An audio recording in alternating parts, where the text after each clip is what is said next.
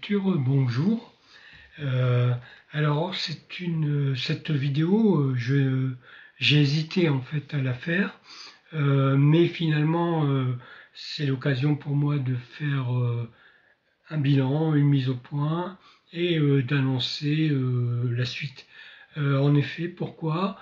Eh bien, en fait, je me suis souvenu que j'ai créé cette chaîne il y a maintenant un an. Je crois que la première vidéo que j'ai mise en ligne, c'était tout début mai. Donc ça fait un an. Et au bout d'un an, je voulais faire un petit bilan pour une raison toute simple, c'est que en fait j'hésite depuis quelques semaines. Je me suis posé la question, je me la pose. Enfin, je ne me la pose plus puisque j'ai une réponse que je vais vous donner, mais pendant plusieurs semaines, je me suis demandé si, eh bien, si j'allais continuer la chaîne. Pourquoi? Simplement parce que ben, je me rends compte que j'ai quand même beaucoup de difficultés à, à attirer des gens. Je ne sais pas trop, bon, même si je travaille, mais je ne sais pas trop comment augmenter mon nombre d'abonnés. Et donc j'ai constaté eh bien, depuis que j'ai commencé, en fait, je crois que nous sommes moins de 50 aujourd'hui. Et eh bien, ce serait bien qu'il y en ait un peu plus. En tout cas, je l'ai déjà fait, mais je le refais. Euh, je tiens à remercier toutes celles et tous ceux qui sont abonnés, qui me suivent. Je sais que avec quelques-unes d'entre vous, j'ai de très très bons contacts. Je sais que ce sont des personnes qui apprécient aussi le travail que je fais, même si il est loin d'être abouti et bon, qu'il est encore en cours de construction et de réflexion. En tout cas, pour moi, ce sont effectivement des points forts, hein, le moindre contact, en particulier donc ce que j'ai fait un peu depuis un an, c'est aussi des lectures communes. C'est quelque chose qui me plaît beaucoup, d'avoir comme ça plusieurs points de vue qui se présentent et le fait de travailler ensemble, quoi. Bon, même si chacun est de son côté, évidemment, mais de produire quelque chose ensemble. Donc, il y a des éléments très positifs. Autre élément extrêmement positif, c'est le fait de d'aller dans les salons, de rencontrer des auteurs, de discuter, de connaître plein de nouveaux livres, nouveaux ouvrages. Donc évidemment, depuis que j'ai créé la chaîne, ma pile à lire n'a pas cessé de grimper, de grimper. Bon, j'en lis quelques-uns, mais elle grimpe surtout et j'ai beaucoup de livres qui se sont accumulés, mais ceux-là me sied parfaitement. C'est quelque chose que, tant que j'ai de la place pour le faire, je souhaite continuer donc à faire les salons, les dédicaces, les rencontres, et puis la découverte de nouveaux auteurs. Bon, voilà. Alors, je me disais, est-ce que je vais continuer parce que ça demande quand même beaucoup de travail, un minimum d'investissement aussi pour pouvoir tourner, monter, éclairer, sonoriser, etc. Donc j'y ai consacré mes économies, j'économise pour ça, parce que je ne suis absolument pas sponsorisé, je suis trop négligeable pour ça, puisque avec le nombre d'abonnés de la chaîne, je crois que nous ne sommes même pas Nano, hein, parce que Nano, pour être considéré par YouTube comme Nano, il faut au moins 100 abonnés, je crois. 100 abonnés, bon, moi, si j'ai la moitié, c'est beaucoup. J'ai pas regardé, hein. Je regarde quand je monte, quand je mets en ligne, mais c'est tout. Sinon, je regarde pas. Parce que ça pourrait aussi m'influencer. Je ne veux pas être influencé par le nombre d'abonnés parce que je souhaite faire ce pourquoi j'ai monté ce projet. Bon, je m'arrête là.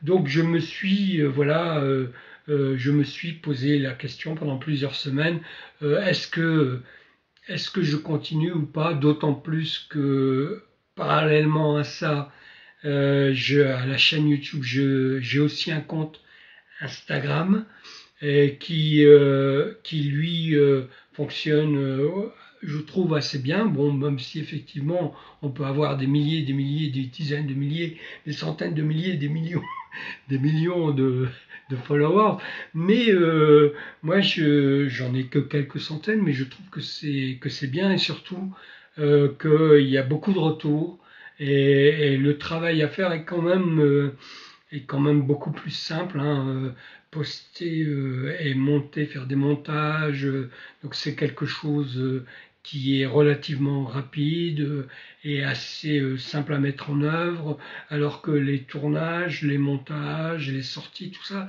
c'est quand même plus lourd à faire. Cela étant dit, c'est extrêmement intéressant de faire un film, et je vous l'ai déjà dit, hein, je suis un très très grand amateur de films, de cinéma. Mais je vous en reparlerai après, puisque dans ce que j'ai à vous dire, le cinéma va aussi intervenir. Donc, eh bien, je me suis dit, d'autant plus que je l'ai vu faire par d'autres personnes, je me suis dit, peut-être que ça serait plus simple d'arrêter la chaîne maintenant, après un an, au vu des résultats, et de me concentrer uniquement sur bien le compte Instagram et essayer de développer ce compte Instagram pour lequel je, non pas que je ne fasse pas d'efforts, mais je ne me donne pas tous les moyens de développer ce compte. Je me contente de poster le plus régulièrement possible des montages photos avec des livres que j'ai, que je n'ai pas forcément lus, mais que j'ai l'intention de lire, en tout cas que je possède dans ma bibliothèque, de même que les films qui servent de fond. Ce sont des films que je possède également et desquels je peux extraire facilement des photogrammes pour composer mes images. Donc je me suis dit ça. En me concentrant plus sur uniquement le compte Instagram, je pourrais le développer et libérer en quelque sorte le temps qui m'est demandé pour préparer les vidéos. Et puis j'ai réfléchi, je me suis renseigné aussi, et j'ai découvert qu'en fait, bon, la plupart des chaînes YouTube, en fait, ne décollent pas. Il faut un certain temps avant que ça décolle. Quand je dis décolle, je veux pas dire 3 millions d'abonnés, hein, je veux dire quelques centaines. Pour moi, c'est ça décoller déjà. Parce que à moins de 50, voilà, je n'envisage pas, même 1000 abonnés pour l'instant, hein, oui, j'en envisage quelques centaines, quoi, si c'est possible. Donc, je me suis renseigné et j'ai appris que, eh bien, la plupart des chaînes, en fait, étaient pendant 2 ou 3 ans un peu dans mon état, et puis que ça a décollé un peu, souvent assez rapidement. Ça montait assez rapidement, et puis voilà. Donc moi, je n'en suis pas du tout là, et je cherche comment faire. Et c'est précisément ce dont je vais vous parler maintenant. Alors, donc j'inscris ça dans comme une démarche de vlogueur. Et justement, donc le vlog, c'est quelque chose que je souhaite développer. Je me suis interrogé, mais j'ai trouvé en fait que je ne produisais pas beaucoup de vidéos et que souvent j'en produis peut-être 2 par mois, quoi. Parce que donc je me concentrais sur certains ouvrages et comme j'ai pu le dire dès ma première vidéo, en fait je lis également d'autres choses, ce qui fait que bien comme je me suis orienté épouvante horreur, eh bien voilà, je ne lis pas sans arrêt de l'épouvante, de l'horreur. Et donc je me suis dit, mais peut-être que, surtout que pratiquement tout le monde fait ça, donc ce n'est pas uniquement un thème, c'est plutôt les booktubes, c'est plutôt ce que je lis et j'en parle, quoi. Et moi, ce n'était pas le cas. Moi, je travaillais plus sur le thème, donc épouvante, roman d'épouvante, fantastique, horreur. Et je me suis dit, mais pourquoi ne pas parler également des autres lectures? Tout le monde le fait. Et voilà, c'est la première chose qui m'a incité à ne pas arrêter la chaîne tout de suite et à poursuivre et à prolonger en fait l'expérience en développant donc eh bien 3 axes en fait, 3 axes vidéo. Donc un qui est déjà en cours depuis le début, c'est-à-dire ce que j'ai appelé les updates FM au fur et à mesure, c'est-à-dire que ces updates-là présenteront essentiellement et seulement, si je puis dire, des romans qui autour de l'épouvante, autour de l'horreur, autour du fantastique, ou du thriller fantastique aussi. Et voilà, donc ça je vais le conserver, mais en parallèle, là aussi j'ai eu un peu l'occasion déjà d'en parler, je vais mettre en œuvre beaucoup plus régulièrement le vlog, le Latanor, que j'appelle Latanor, et je vais intégrer désormais donc toutes les lectures en cours, comme le font en général tous les gens qui tiennent des booktubes, donc les lectures en cours, et intégrer donc dans ces vlogs également mes appréciations, mes commentaires sur les lectures quand elles seront terminées, qui ne sont pas à proprement parler du domaine de l'horreur ou de l'épouvante. Donc je mettrai voilà, je ferai des petits points, des petites chroniques dans ces vlogs de Latanor, et je tiendrai régulièrement donc un état des lieux de mes lectures et de mes autres activités. Donc ça sera la fonction du vlog qui elle peut être amplement développée. Alors je la commence tout de suite puisque je n'arrête pas. Donc et je vais vous présenter un peu tout ce qui est en cours de lecture. D'abord, donc je vous disais, je ne lis pas que de l'épouvante. J'ai commencé à lire en 2022 donc une saga, alors qui est très connue, hein, qui est une saga. Alors c'est de la high fantasy. C'est vraiment le modèle Tolkien. C'est d'ailleurs l'auteur, hein, je vous montre. Donc ça a été publié, enfin dans les années 80, mais ça a été ressorti l'année dernière sous la forme de deux. Donc c'est de deux volumes, de 2 tomes, les voici. 2 tomes qui regroupent donc la saga qui s'appelle la Belgariad de David Eddings. Alors c'est un auteur très connu qui s'est inscrit comme un peu continuateur de Tolkien. Et il a réécrit, donc il a commencé par écrire en 5 tomes cette saga qui s'appelle la Belgariad et qui est très très inspirée du Seigneur des Anneaux. En fait, ça reprend en quelque sorte la même structure. On retrouve une sorte de compagnie composée de différents personnages qui vont traverser différents pays pour aller donc en quelque sorte sauver le monde ici. Oui, mais pas en quelque sorte sauver le monde en s'opposant donc à un seigneur qui récupère son pouvoir. Alors le seigneur, je crois qu'il s'appelle Baldur, c'est le seigneur de Baldur, c'est un dieu, hein. Et donc le pouvoir ici, ce n'est plus incarné par des anneaux, les anneaux de pouvoir, mais par des orbes. Et donc la saga tourne autour de l'une de ces orbes, qui est l'orbe du... Alors je cherche exactement... oui, alors qui est l'orbe donc détenu par... enfin pas détenu, mais convoité par Thorak, Thorak le Maléfique. Donc qui est ce dieu qui veut reprendre le pouvoir sur la terre. Donc on va avoir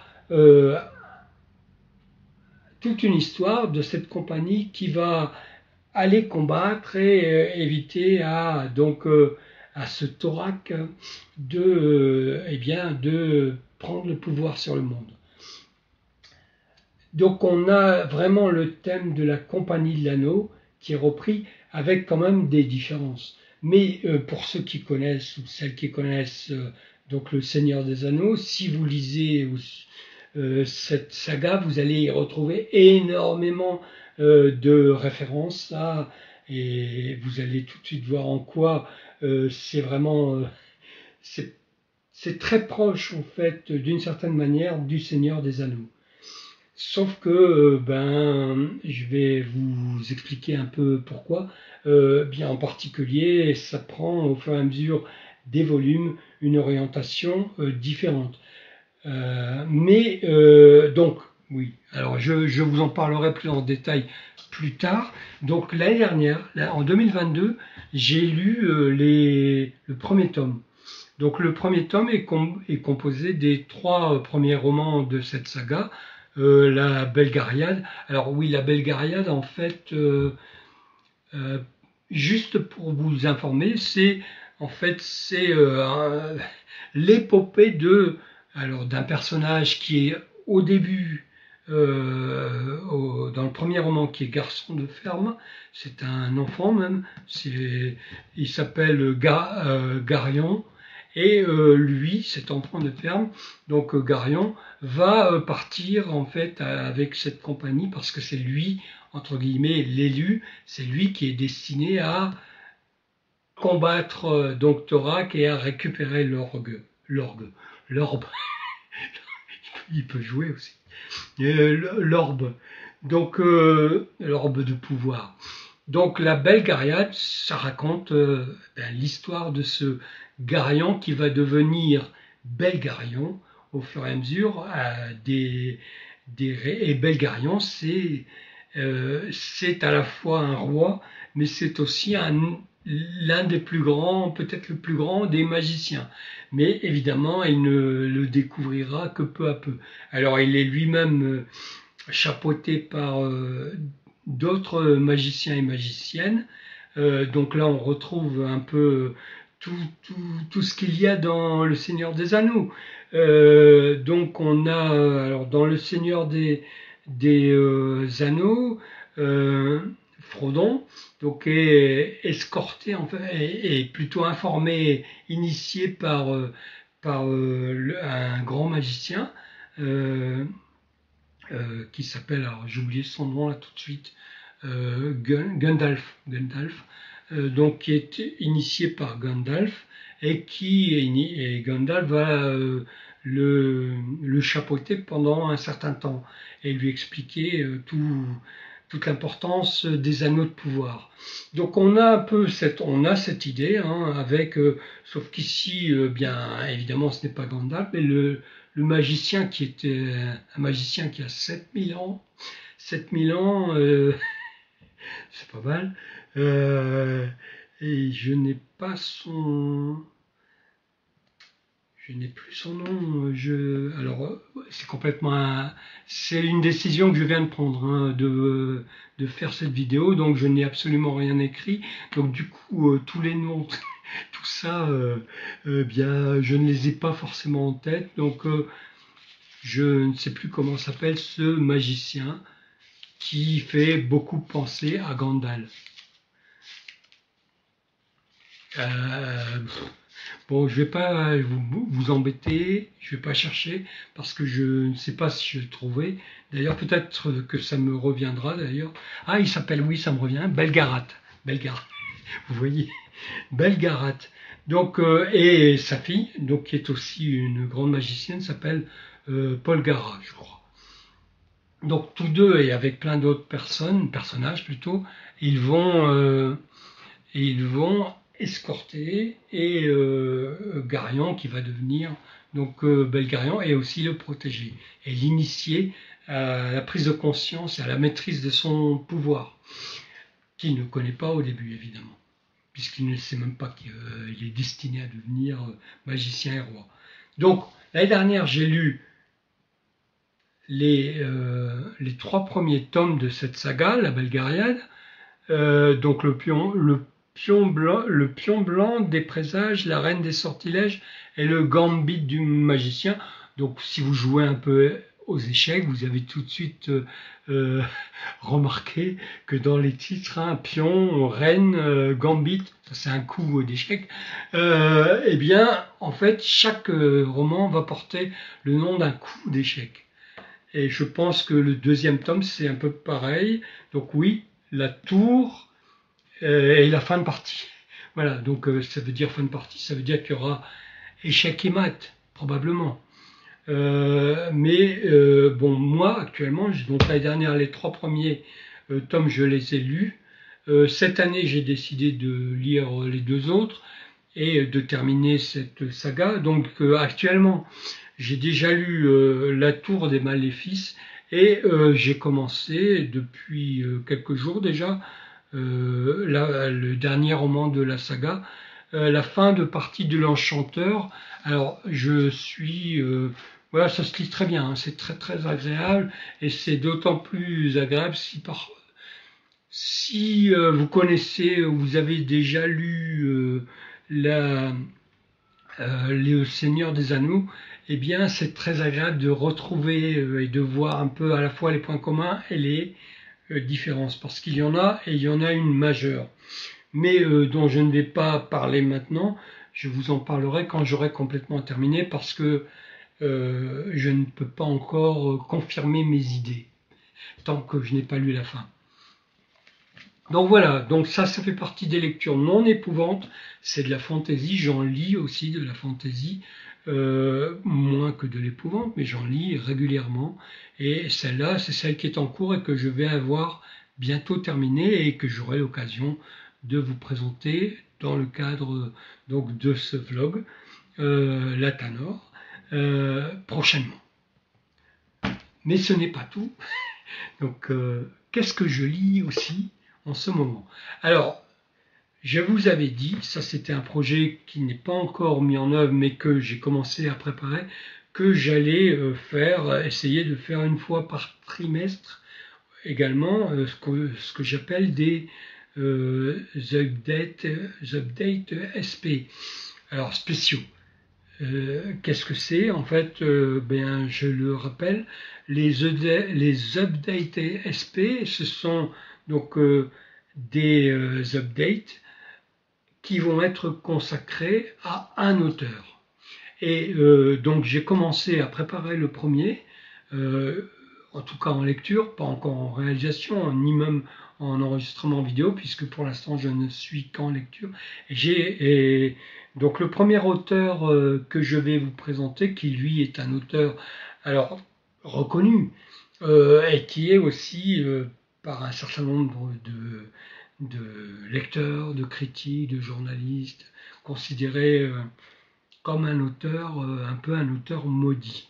Pourquoi maudit? Parce que c'est quelqu'un qui écrit depuis très très longtemps, qui écrit énormément, qui écrit extrêmement bien, qui a fait toute une série de romans passionnants et qui est très très connu, très réputé, hein, qui s'appelle Serge Brussolo. Donc mon premier update SP, je vais le consacrer à Serge Brussolo. Et parce qu'en fait, pourquoi? Parce que Serge Brussolo, je crois que j'en ai déjà parlé, je l'ai lu il y a très longtemps, dans les années 80. J'ai commencé à lire, puis à un moment donné, je me suis arrêté. Et pendant des années et des années, je n'ai pas remis la main à la pâte. Je n'ai pas relu de Serge Brussolo, et évidemment, eh bien, les, les, les ouvrages se sont accumulés. Pendant très très longtemps, hein, je dirais pendant au moins 15 ans, au moins. Donc, je n'ai pas lu de Serge Brussolo. Alors, ce qui m'a remis le pied à l'étrier, c'est un booktube, justement. C'est une présentation d'un roman de Serge Brussolo. Ce booktube, cette chaîne s'appelle Bullish Bookish. Et elle avait présenté, je ne sais plus quel roman, c'était il y a quelques mois. Je crois qu'il est là-bas, mais je vois rien. Il doit être là-bas en bas, mais c'est trop loin, donc je ne sais plus. C'était Hurlemort. C'était Hurlemort. Donc Bullish Bookish qui a présenté Hurlemort m'a redonné envie de me plonger dans les Brussolo, et j'ai lu Hurlemort, et ça m'a déclenché donc un retour de lecture. Et c'est comme ça que j'en suis venu à décider de faire un premier update SP à propos de Serge Brussolo. Donc, pour commencer, eh bien, j'ai lu un roman qui n'est pas un roman d'épouvante, qui est, donc je crois que là aussi je l'avais dit, qui est ce roman Procédure d'évacuation immédiate des musées fantômes. Ce roman-là, je l'ai terminé, je l'ai lu, et je m'apprête à en commencer un deuxième. Donc je le commenterai dans cette update SP, et je m'apprête à commencer un deuxième. Ça sera probablement Le Carnaval de Fer. Alors, ces deux romans, font partie de la première vague des romans de Brussolo, et c'est encore, à cette époque-là, c'était encore, donc dans les années 80, c'était encore le moment où on avait tendance à catégoriser Brussolo en science-fiction. Et j'en reparlerai. Alors celui-là, je peux vous le dire hein, dès à présent, effectivement, donc il est paru, donc collection défunte également, dommage, parce que c'était aussi une très très bonne collection, donc très intéressante. Et donc maintenant qu'il y a cessé, je crois au bout de 500 romans, ils se sont arrêtés. Donc ça fait quelques années qu'ils ont arrêté les présences du futur, et les présences du fantastique aussi, qui étaient intéressants aussi. Donc, et au début, eh bien, Brussolo était publié dans cette collection Présence du futur, où on mettait donc un certain nombre d'auteurs novateurs de science-fiction. Mais ça ne plaisait pas spécialement à Brussolo, qui lui ne se sentait pas auteur de science-fiction.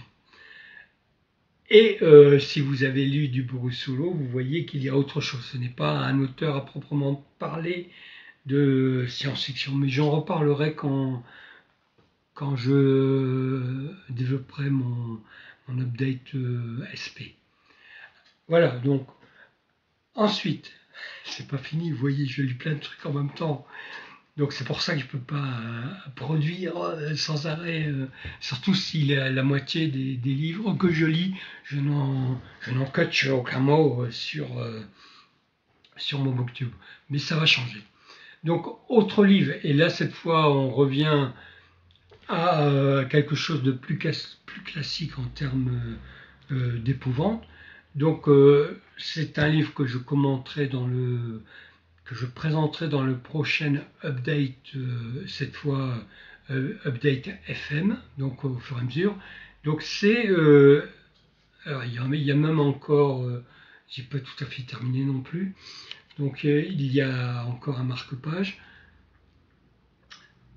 C'est donc un roman que j'ai commencé à lire aussi il y a peu, hein, roman de Ramsey Campbell, qui est un auteur dont je crois j'avais dit que j'aime bien, mais dont on parle peu, qui est pas maudit lui, mais méconnu, alors qu'il fait quand même partie des auteurs classiques, enfin classiques, des auteurs modernes mais classiques, de l'épouvante.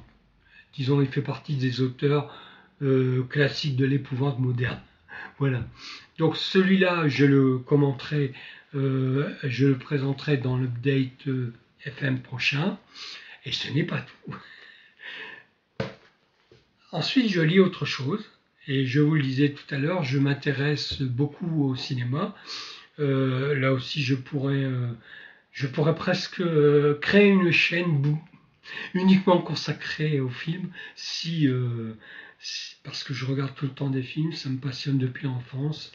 Et donc, c'est quelque chose que je ne peux pas lâcher. Et donc je suis en train de lire, alors là ça ne va pas parler sans doute à beaucoup, mais ça parlera peut-être à quelques-uns. Il s'agit d'un livre consacré à un cinéaste, alors, un grand cinéaste qui s'appelle Michelangelo Antonioni. Et donc je lis le... Oh, j'ai perdu ma page. Ah non, il y en a deux. Donc je lis la biographie écrite par Aldo Tassone, c'est un critique italien très, très connu, spécialiste en cinéma. Donc il a écrit par exemple aussi une biographie très intéressante de Kurosawa, le cinéaste japonais, mais d'autres, il a écrit d'autres choses encore. Enfin bref, je reviens à Antonioni, donc cinéaste italien, auquel Tassone va consacrer une biographie et filmographie exhaustive. Alors, je m'intéresse entre autres au cinéma d'Antonioni pour un tas de raisons. Alors, ça me prendrait beaucoup de temps pour tout développer, préciser. Mais Antonioni, donc, qu'a-t-il réalisé Ah oui, il a quand même réalisé des films qui sont censés être extrêmement connus, comme par exemple Blow Up, qui a eu la Palme d'Or, me semble-t-il, donc un film de 1966, Blow Up, qui est un film qui... Le principe, l'idée, c'est que un photographe réalise une photo et en la développant et en la regardant dans le détail, découvre des éléments qu'il n'avait pas vus au moment où il a fait son cliché. Et nous allons entrer dans une histoire qui peut relever un peu du thriller, puisque ces éléments qu'il voit lui permettent de comprendre que dans son plan, eh bien, il y a eu un crime. Et que la photo qu'il fait, c'est une photo en quelque sorte qui peut servir, qui peut révéler ce crime. Alors c'est un film passionnant sur les années 60, et il n'a pas fait que ça évidemment, mais c'est peut-être le plus connu, Blow Up. Alors il a aussi fait des films... Alors qu'est-ce qu'il a fait de très connu? je jette un œil... Bon, je pense que les premiers ne sont pas très connus. L'Aventura, par exemple, peut-être est plus connu, l'Aventura. Et bon, il y a toute cette série de films, Le Cri, La Nuit, L'Éclipse, l'Aventura se met là-dedans. Le Désert Rouge, qui est le premier film en couleur qu'il va tourner. Tout ça, ce sont des films eh bien, où il est réputé pour ça, pour avoir montré, pour avoir pointé les difficultés de communication entre les humains. Et même plus que ça, l'incommunicabilité, on peut dire intrinsèque presque, qui est générée par la société dans laquelle on est. Les gens se côtoient, les gens parlent, Mais en fait, ils communiquent apparemment, mais en fait, ils sont tous seuls. Et là, on retrouve une grande idée d'Antonioni, finalement, qui est que nous sommes tous de grands solitaires. Et nous sommes, quoi que l'on fasse, nous sommes amenés à rester de grands solitaires, même si nous vivons dans une ambiance où il y a beaucoup de relations, beaucoup de contacts. Enfin bref, je ne vais pas détailler. Donc je lis Antonioni, pourquoi? Parce que donc c'est un cinéaste dont je n'ai jamais vu un certain nombre de films, mais je dispose de ces films et j'ai décidé, donc c'est pourquoi j'ai pris cet ouvrage et j'ai décidé donc de tous les regarder. Alors je n'ai pas l'intégralité de ce qu'a réalisé Antonioni, mais j'ai une petite quinzaine de films et il m'en reste donc je dirais la moitié à voir. Voilà. Et je regarde ces films tout en lisant donc cette biographie afin de mieux comprendre et de mieux connaître ce cinéaste. Et je m'intéresse comme ça à un tas de cinéastes, pas simplement au cinéma de genre, comme les romans, qui est un peu le cinéma de genre, c'est un peu mon genre de prédilection. Mais je m'intéresse également